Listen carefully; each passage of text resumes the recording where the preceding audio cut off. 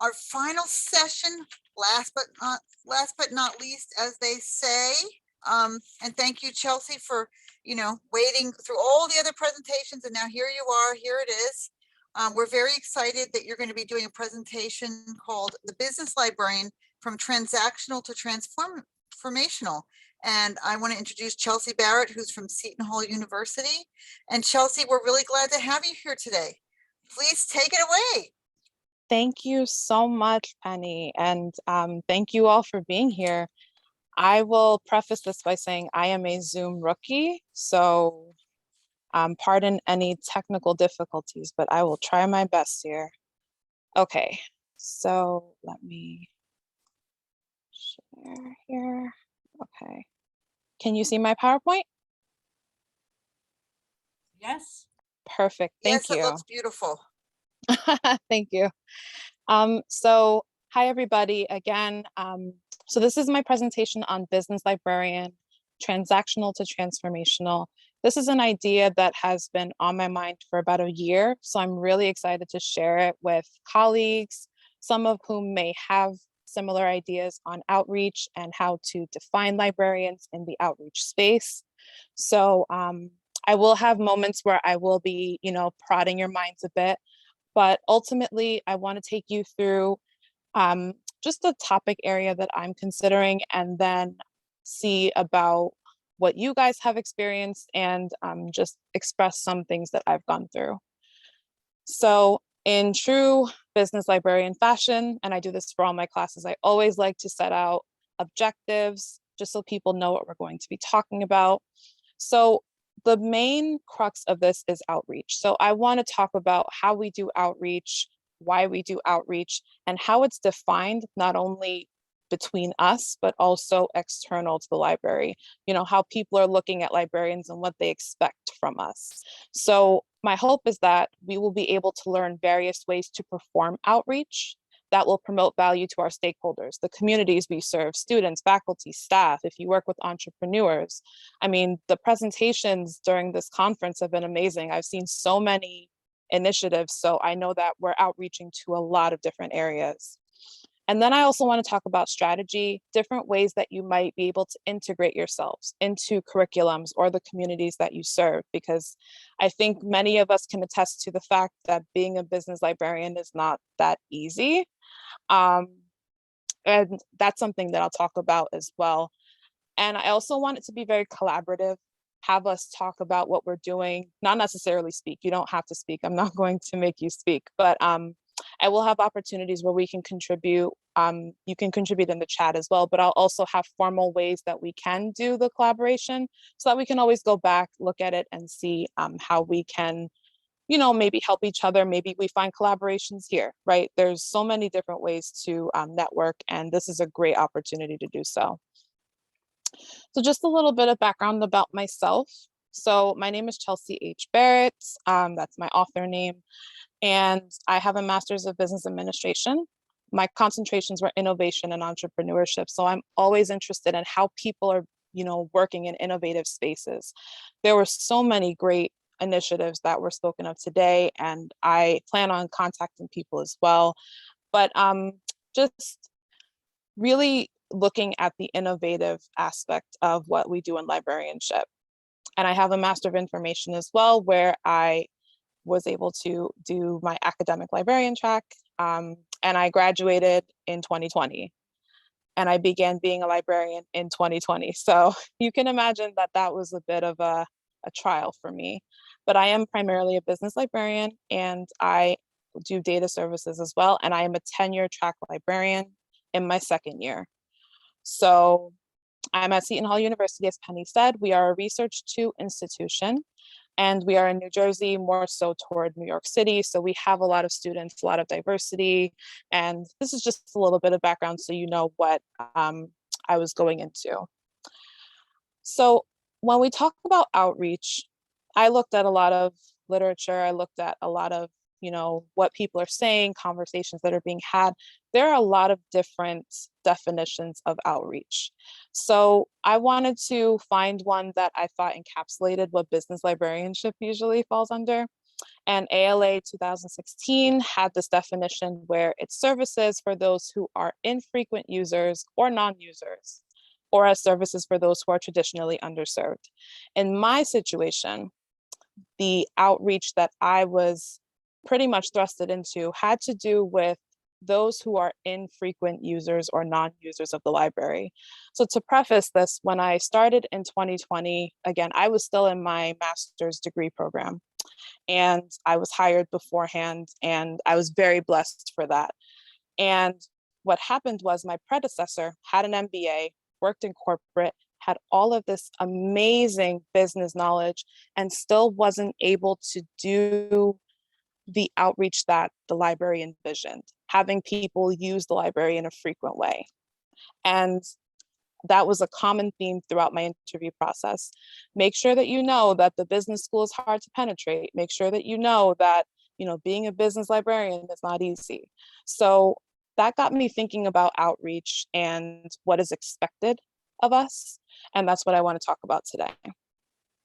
So when you talk about outreach, people are like, oh, that's easy, put out some flyers and then they'll come.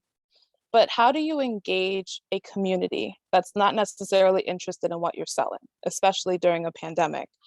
I actually had a faculty member, when I spoke with him, he said, having a conversation with you is pleasant because you're not trying to sell me something I don't want. And that got me thinking that a lot of times librarians are cold calling because we don't know what you want. Sometimes, especially in the business school, sometimes we have our structure, we have what we're doing, and does the library provide any value for me? So then you think about, how do you foster meaningful relationships while showing the value proposition of your work and your resources? We have a lot to offer. I think we all know that. And it's a matter of, how do we engage the community that we're trying to serve if they don't see the value in what we're doing? And that's what I want to tackle today. So I do have a Padlet that I would love to have people contribute to. Penny, if you could put that link in the chat. I just want to know, what have been your experiences with outreach as a business librarian? And if there are people who are not business librarians in the chat or on this call, feel free to put your experiences as well. But I just want to see what your experience has been with outreach in the Padlet. So I am going to attempt here to share another screen so we can see the results. And let's see. Okay. Can you see the Padlet?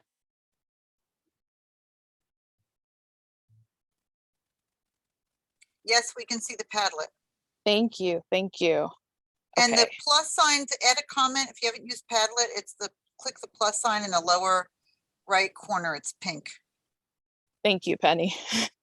Okay. Ineffective for the most part due to my B school culture. Wow. Wow. I can imagine that must be frustrating. Emails. I am in a contract, so trying to form relationships I and the faculty know will be short term. It is hard. Oh man, that must be so difficult.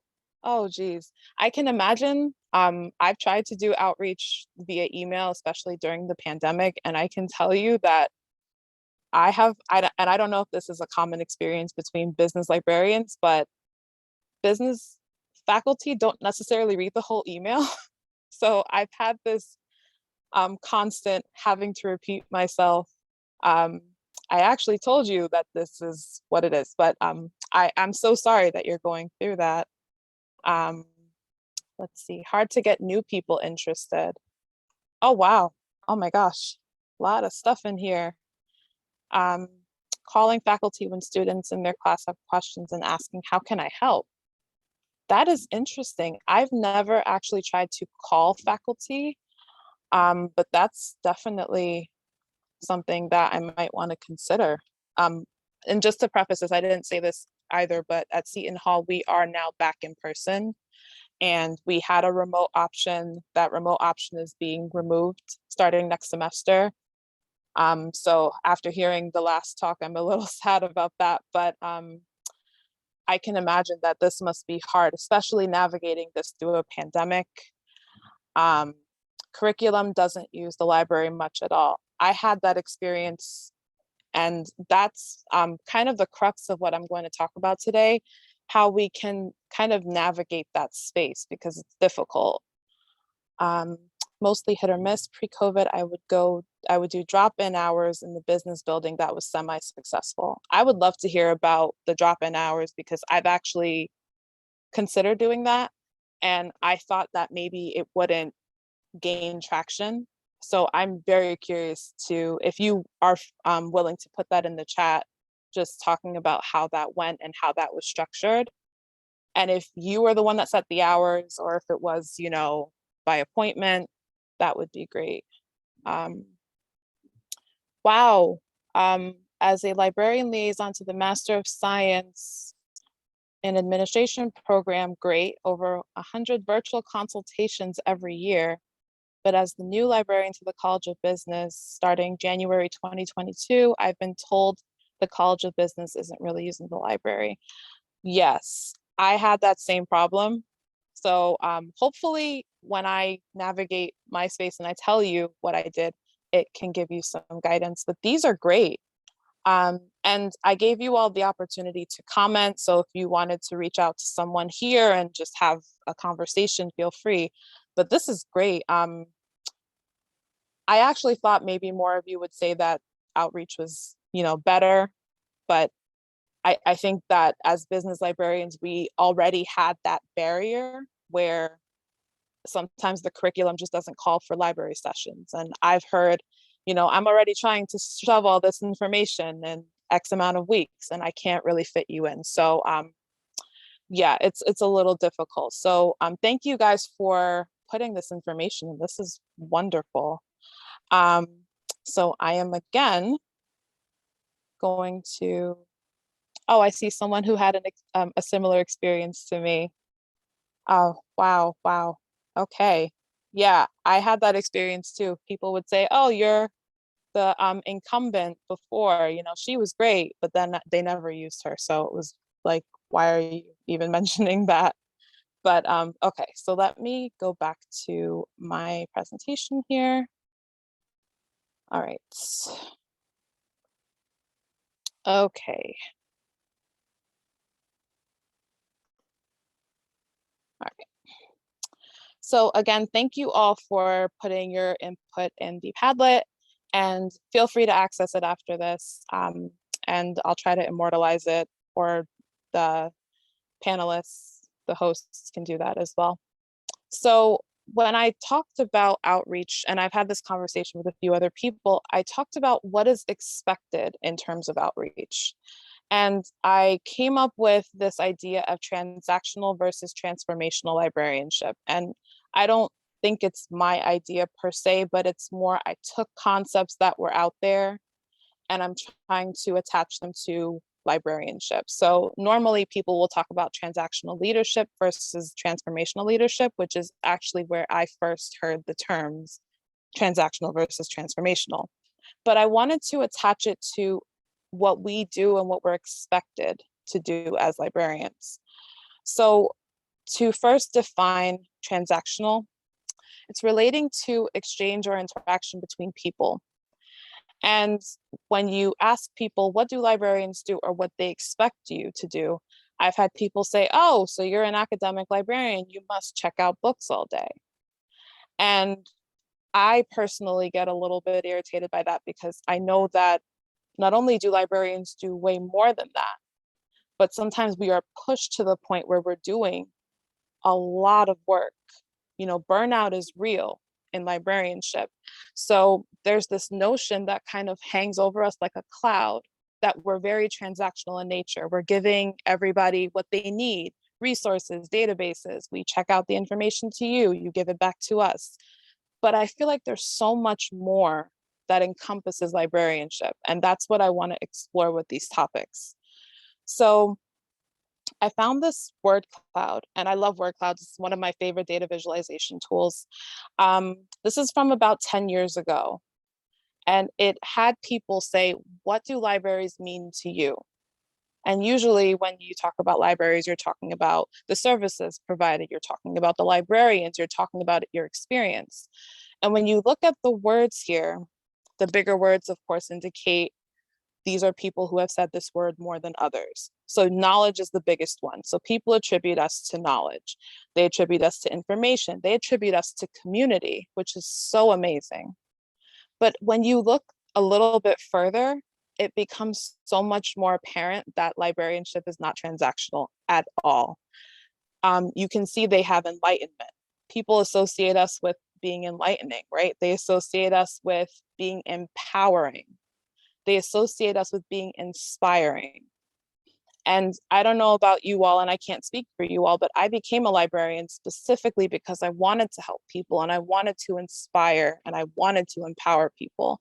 So to have librarianship stop at transactional for me is something that is not really applicable. So this, I mean, there's a lot more in here. Like you can see they have anti-discrimination, they have opportunity, magical. Someone put shh, which, you know, we can't, I don't think we're going to escape that anytime soon, but it's interesting that you can see all of these different words that are associated with librarianship. And then we have to think about, okay, these are the things that people expect from us. These are the things that people are getting from the libraries. So how do we navigate in this space? So then we have the transformational definition, which is being able to produce a big change or improvement in a situation. And this conference alone is a clear indication that librarianship is transformational. Business librarians can and are transformational. So assisting and initiating innovative projects, offering non-required courses or workshops, influencing change in some ways. I even told one of my colleagues, when you have a consultation with a student and you take their idea from something that maybe they're afraid to explore and you actually explore it with them, that's transformational as well. You're being able to produce that change, you're improving something. And that's what librarians do, and that's what business librarians do. And I'll also talk about a few of the initiatives that I've done, just to give a little bit of context. But I think that this is where we are in terms of what librarians do. So this is a quote that I found, and I think it's so interesting because it says, in today's higher education setting, libraries are expected to increase their involvement, not only in the teaching, learning, and research happening on campus, but also in the implementation of collaborations and the establishment of partnerships for a stronger presence within the institution and beyond. So what that said to me, and I don't know if any of you got anything different from that, but it's pretty much saying that, especially in a higher education setting, us as librarians are expected to do our baser transactional things of teaching, learning, research, but we're also expected to do all of these other things. And it's almost implied that this is going to be necessary for you to, if you're on the tenure track, get tenure or, foster these relationships. But that's not something we talk about. It's just something that is kind of thrust on us. So my question is, should business librarian outreach be transactional? Should it be transformational? Should we be making these huge strides to go beyond transactional and be transformational? And my answer, to be very blunt, is that outreach is different for everybody. It's not going to be the same. We all are at different institutions. We all serve different people. We all serve different communities who have different wants and needs. But at the same time, a lot of the things that we do that are transactional end up being transformational anyway. It's the nature of our job.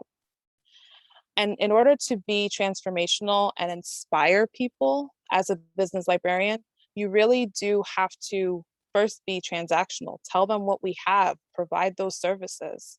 And that fosters trust, and that fosters the partnerships and the support that they're talking about and that are expected of us. And then we can begin to implement those services and ideas that we have.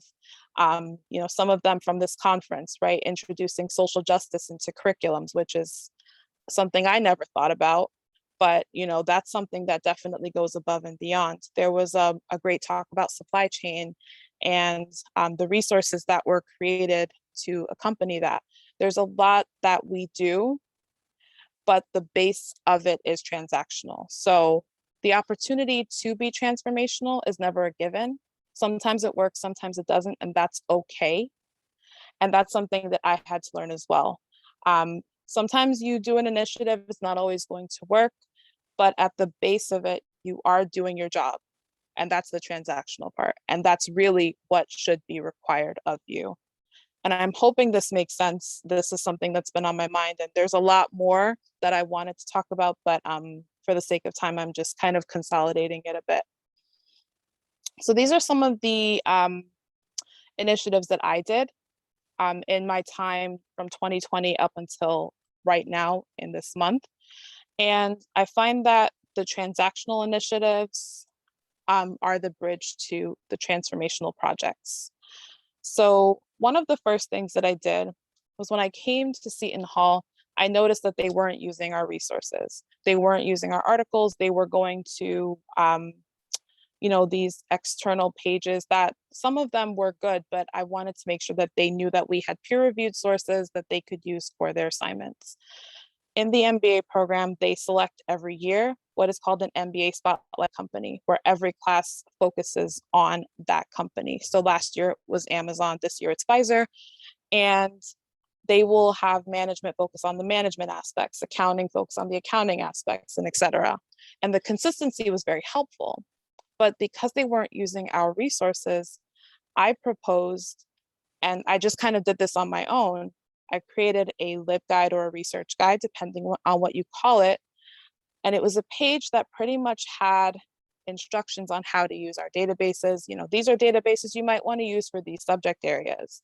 And if you want to search in our databases, this is how you would do Boolean searching. And I just kind of put it in one little repository. Now, it was supposed to be specifically for the faculty. The way I envisioned it was the faculty would have this LibGuide, and it was private, so it wasn't on our website. They would have this LibGuide, and it would have the information. And if they wanted to search and find information like case studies or anything else, they would find it and use it for their courses. But the faculty were so impressed with what we had. They did not know we had it. And these were resources that had been there for years. They were so impressed that they started to use it for their classes. I had a professor say, I'm using this for an assignment. Is that okay? And of course I was like, that's fine. But that was a way that I was able to use something that was in my job description, right? Of, providing the resources to the business school to get my name out there, to get the acknowledgement. And that was a great way to have people know who I was. Once that happened, then it fostered this sense of trust and partnership. And I started to be invited to department meetings. So I was invited to finance department meetings. I was invited to MBA department meetings, and they actually allowed me to help them build their curriculum. So this is where I think that when you do transactional things and you foster that trust, then it breeds these transformational opportunities. Because during one of these MBA department meetings, a faculty member said, a lot of the newer students are coming in and they have this issue where they're resubmitting their assignments from other classes, not realizing that you can plagiarize yourself. And I decided, okay, let me create a module based on an academic integrity lesson plan we used for undergraduates, make it a little more advanced, and then they can take the module. They were so impressed that they decided this is going to be a prerequisite and they have to pass this before they even get into the program. So now the library is integrated into their curriculum. And I was also able to collaborate with our instructional design team to get this done. So new collaborations, new opportunities, et cetera, all based on creating a research guide. And up and coming, I'm also now working with the Career Center, who caught wind of what we did. And now they want to see if we can create a skills boot camp for the business students, where when they graduate, some of the students, for instance, if you have an MBA and you're concentrating in IT, you have all of these skills that you learn. You learn R, you learn Python, all of these things, but some of the students who maybe take a marketing route don't get that same knowledge. So now we're constructing a skills boot camp so that when they graduate, they'll all have the opportunity at least to get that same skill set. Now, of course, that is transformational, but that's time consuming as well. So we have to think about that as well. So just to sum up what I'm saying here about transformational leadership, the advantages are 5-minute warning. Thank you. Thank you. The advantages are pretty obvious, right? So you're inspiring change in the people around you, you're creating innovative projects, and you're fostering trust and support. And these are things that really motivated me to be a librarian. So I love that. But the disadvantages, and this is something that I do want to make very clear, is that it takes a lot of your time. The module that I just showed 2 slides prior, it took a lot of time, and it was time that was not included in my normal responsibilities. So, and you're still expected to do your baseline responsibilities. It's not like you say, hey, I'm doing something transformational, so I can't teach those classes that I'm supposed to teach. You still are obligated to do your transactional responsibilities. And if you are like me and you had to kind of market this to everybody at once, and then maybe you have a huge bracket of people who are like, oh my gosh, let's do things, you might foster too much demand for what you can supply. So that's where boundaries come in, that's where being able to say no comes in, and that's where you take care of yourself. Your mental health is very important. So just to sum up this talk, I do have a poll that I would love for you all to just kind of look at as well. And Penny, if you could put that in the chat, just to see how you all feel now that you've seen this presentation. How do you identify yourself? And I put as a librarian, but the question really is about how you identify your outreach. So let me go to the other screen and let's take a look here. Okay. Okay, so that is actually very interesting. I hope you all can see the results in real time. So we have about 82% who say that you're both, which is pretty much where I was, that's where I thought everybody would be. But it's interesting that we have about 20% of you saying that you're just transactional. And I would be interested if you could put in the chat why you feel that way, because what I'm trying to do is structure my argument and see if there's actually any truth to what I'm saying. But I think that this is very enlightening. I personally have identified myself as both transactional and transformational. So I would just be curious to hear from any of you if you have any intel on that. So thank you for that. And let me just sum up really quickly. Since this is the last one, we don't need to go the whole time. All right, let me try and navigate back to my slide. Okay, so just to sum up, being transactional is at the base of what we do. And there seems to be this expectation that outreach does go beyond the transactional into the transformational. But if you are just transactional, you don't have to necessarily believe that the transformational is required. Sometimes it can be born and sometimes it can't, and that is okay, because outreach is not the same for all of us. So there should be no expectation, though it usually happens anyway. So thank you so much, everyone. This is my contact information. If you wanted to have a chat, if you wanted to tell me that my idea is on the right track, or if you have any input on how I can tweak this, that would be really helpful.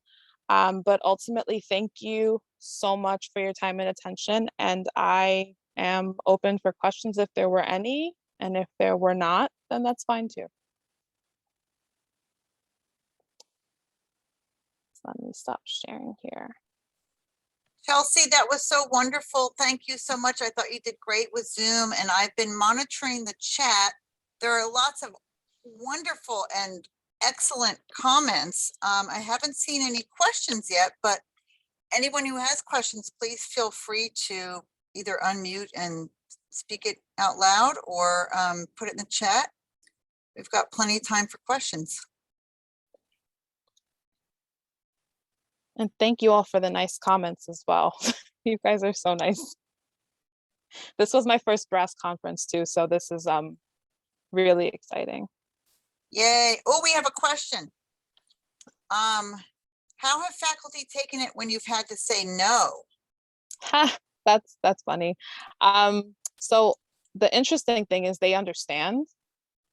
And I think it might just be I have great faculty. Maybe they just like me. I don't know what it is, but it's more the way you say it. So I've just said, you know, this seems like a great initiative. Can we push this to X date? It's all about making sure that you have the bandwidth to handle it, because if you put out something slipshod, you're not going to be happy. No one else is going to be happy.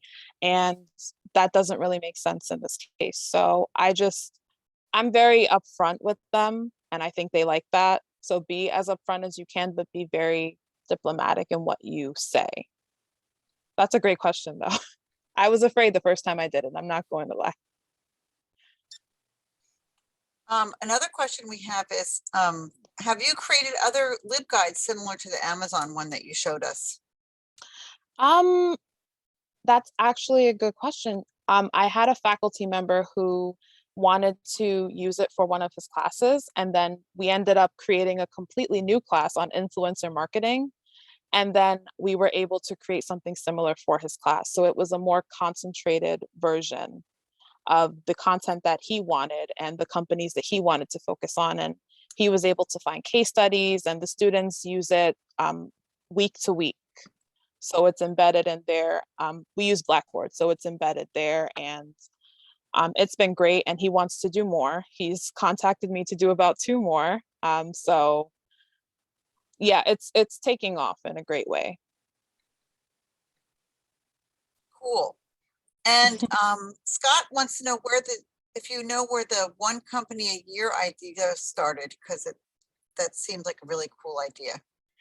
I don't know when it started, but I feel like it's been around for about 5 or so years. And they try to use local companies, but they also, so what they do is they will contact the companies and say, we have interest in using you as our spotlight company. Would you be interested in doing so? So for Pfizer this year, we actually had representatives come speak to the students, which was really exciting. They helped out with our orientation, so they got to meet the Pfizer representative there as well. And they had their own little guide for them, so I kind of just supplemented it with library information. But they do it every year, and it's really exciting because I was able to help with choosing the company. So the library is definitely getting integrated, and it's really exciting, especially during the pandemic. I thought it would be a little more difficult, but it was very helpful. I hope that answered your question. Thank you. And so this is kind of a little flip side of another question that's been asked. We were asked about what happens when you have to say no. How have you taken it when faculty say no to you? The funny thing is, I haven't had that happen yet. And I feel blessed in that regard. So my focus has been to, how do I structure this? So the faculty have contacted me about things, but I don't really cold call them.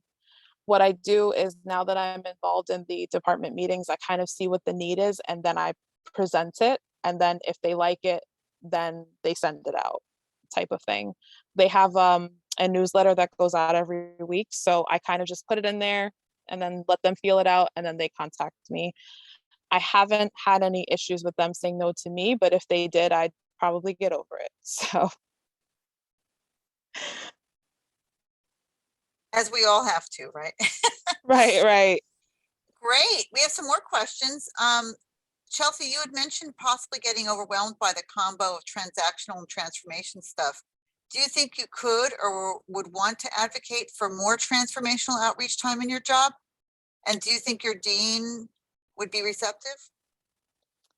That's difficult because it depends on how staffed you are. So if there were people who could take on my classes that I teach, and I also am on the data services team and, some of my overall duties, then of course, I think the dean would be very happy. Our dean is very supportive of transformational projects, but he's very cognizant of the fact that burnout is real. And he's always asking me, are you okay? Are you okay? Um, because it's a real thing. You can take on too much and get too excited. Our field is very interesting. People don't realize that. So you can get caught in a lot of different webs, and then it's just a matter of knowing when you need to stop. And I would advocate for it, of course. I think it's great. It's just a matter of, can it be done? And I would definitely do so. Yes. These are great questions. Oh my gosh. I know there's more. So this question is from Jennifer Rundles. Who do you find is more receptive, faculty or students? And I guess receptive to outreach. Is that, I think that's maybe what she meant. Let's see. She said yes. Yes, okay. So interestingly enough, the faculty are the more receptive.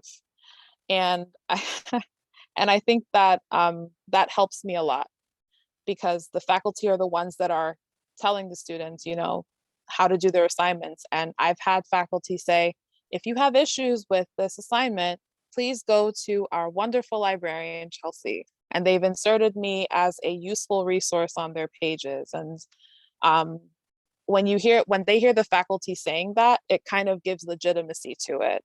It's very helpful. Bye, Nicole. Thank you for coming. But that's a great question. Thank you. And we have, can you talk more about collaborating with colleagues in the library as part of your outreach transformational initiatives? How involved have others been, or have you been mostly on your own? We are a very collaborative library, I will say. And normally we have meetings every week or so, and we'll just share what we're doing. And someone will say, oh my goodness, I'm working on something similar, or, oh, I can help you with that. So we do collaborate. It's not very competitive. I know in some places it might be like, oh no, I have to do a little bit more to impress a little bit more. And fortunately, that's not the environment that I'm in. But we're very, very helpful toward one another, and we advocate for each other all the time, which is very, very helpful. As I'm speaking to you all, I feel like I'm just blessed with the environment that I'm in, because I know that not everybody's situation is the same, and that's probably more of a hindrance to some people. So, but we are very collaborative. Yes, absolutely. I don't see any more questions in the chat, but we still have time. Does anybody have a question for the chat, or wants to just unmute and ask anything else? It's fine if they don't. I usually say when I teach a class, if there's no questions, that means I did a great job. So yeah. So somebody said something about for other beginners and tips. I'm not sure if that's a question or a comment. We'll see if something else comes up from that. Anyway, so I think we're wrapping up this last session here, and it's hard to say goodbye. This has been, I'll just introduce myself again. Okay. One more question. Can you provide any tips for no experience syndrome? I'm assuming that's close to imposter syndrome. So that's interesting. I will say that I did suffer a lot from imposter syndrome when I started, because I wasn't even done with school, and it's just very difficult to navigate in a space that's intimidating, like dealing with business faculty and students. But I think just believing that you did the work, you know what you're doing, and a lot of any job is learning on the job. So just learn as much as you can and absorb it and believe that you can do it. And I think that should work best for you. I hope that answered your question. Any final thoughts or questions? This is Jennifer, and I put myself out on the limb and unmute myself. And I just want to thank all of you. All of the presentations and presenters have been fabulous. I stumbled upon this just by accident, and I'm starting a new role in January next semester, and I was a little apprehensive, and now I'm not just saying this, but I'm truly excited. So I feel sort of a kindred with all of you, and I'm just very happy. This has been a great 3 days, and I'm seeing a lot of other people echo that in the chat. So thank you so much, everybody. Thank you so much for saying that, Jennifer. And so I guess I'll give my little final words here. So I'm Penny Scott, and I am this year the chair of this year's Brass Business Reference and Academic Libraries Committee.